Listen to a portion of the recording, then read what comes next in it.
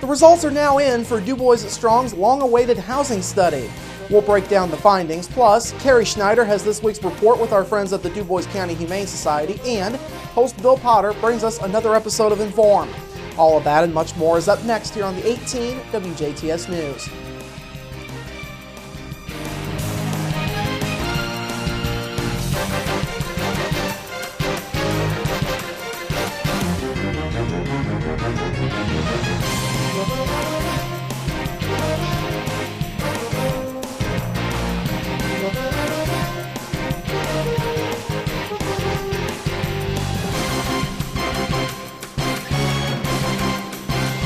Hello, I'm Bradford Raths. More rental units and more affordable housing in general were the main conclusions reached by Dubois Strong's long-awaited housing study. This morning, the study's findings were unveiled at a press conference held at the CTIM building on the Vincennes University Jasper campus. VUJC Dean Dr. Alan Johnson and Dubois Strong President Ed Cole presented the study's findings. Johnson says the completion of this study confirms some of the theories about local housing, but it also takes those theories further. We knew intuitively that there was a shortage of moderately priced housing for purchase and for rental. But we needed some facts behind that. We needed some analysis behind that was beyond our level of expertise. Now, the study, which was done by Indianapolis-based Development Concepts Incorporated, laid out several key findings. Cole says one such finding was the type of housing available and the condition of those units. Workforce single-family options exist in Jasper and Huntingburg, but may require some level of rehab or renovation to satisfy today's customer. Ferdinand's existing inventory of housing is limited. Currently, there are few linkages between job clusters and housing opportunities. Other findings included the age of some housing units, a lack of available land for housing, current development standards and regulations, and the absence of workforce housing, with very few such units being built within the last 30 years. Cole says Dubois Strong will now work in several different ways to address the issues in the study. The most significant is a proposed housing pilot program. That program will work to build between 30 and 50 affordable housing units. The cost range for ownership of a unit would be between $90,000 and $200,000, though Dubois Strong has targeted an ownership price of $150,000.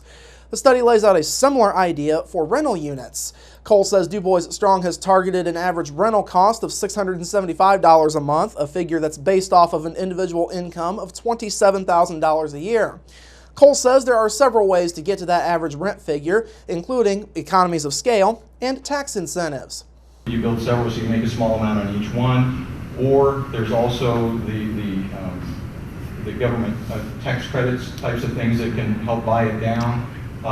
And what we're trying to do is find folks that's really maybe their specialty, that they look at these types of housing and this is how they make their money, this is how they've gone about their business for a number of years. Cole says Dubois Strong will also work with area employers and banks to come up with other incentives. Now, Cole says one problem that the study encountered was the number of people who commute to Dubois County from other counties to work. He says about half of those people didn't want to stop commuting in for work. Thus, he says getting just a small number of those people to move into housing in Dubois County would go a long way. An investigation into allegations of a battering in a Pike County cemetery ended yesterday afternoon with an arrest of an Evansville man on felony charges. The investigation began when an Indiana state trooper learned that 25-year-old Christopher Grubb had allegedly battered a 14-year-old Warwick County boy back on June 13th. State police say the victim and his 17-year-old friend had gone to Grubb's Evansville residence to visit. The three then decided to drive around later that night in a truck belonging to the 17-year-old's parents. Now, ISP says the three later stopped near an old cemetery off of Meridian Road near County Road 775 South in Pike County at around 1:30 a.m. on June 13th to walk through the woods.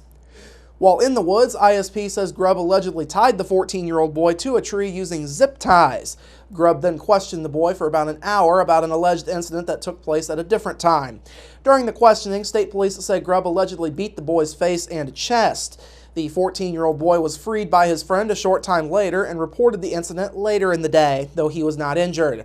After further review, the Pike County Prosecutor's Office filed criminal charges against Grubb and issued a warrant for his arrest, which was executed at his residence at around 2 o'clock yesterday afternoon.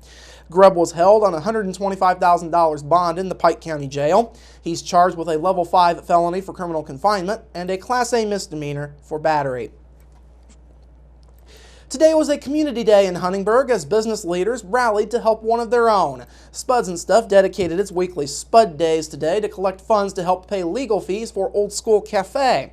Now, Old School Cafe closed its doors last week after ongoing issues with the state over payment of sales taxes. In a Facebook post written on Sunday, cafe owner Bob Allmeyer says the problem has been overblown by the state. He also thanked Spuds and Stuff and others for their support in the last few days. Spuds and Stuff owner David Tucker says today was simply about lending a helping hand.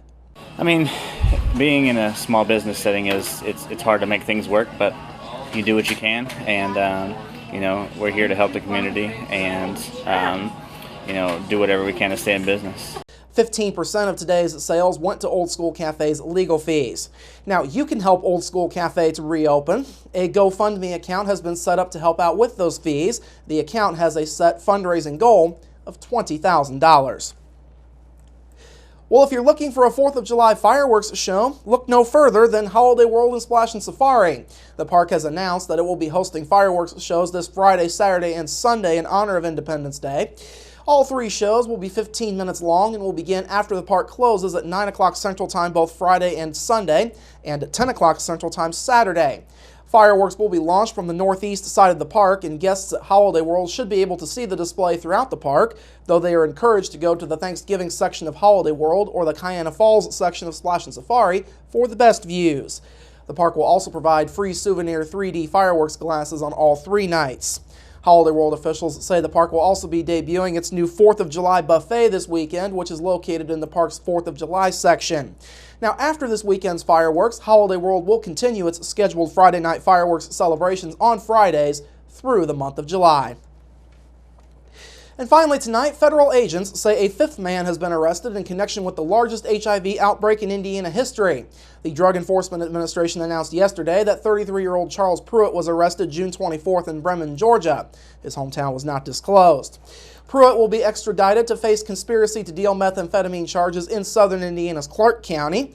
Investigators had identified Pruitt as a supplier of methamphetamine and the narcotic painkiller Opana to Clark and adjacent Scott counties. As you recall, earlier this month, 4 other men were arrested in Clark County in connection with this HIV outbreak. State officials say needle sharing among people injecting liquefied Opana and other drugs has driven this outbreak, in which at least 170 people have tested positive for HIV just this year. Most of those cases were in Scott County. All right, coming up after the break, Carrie has this week's visit with our friends at the Dubois County Humane Society, and later, tonight's episode of Inform. We're back after this.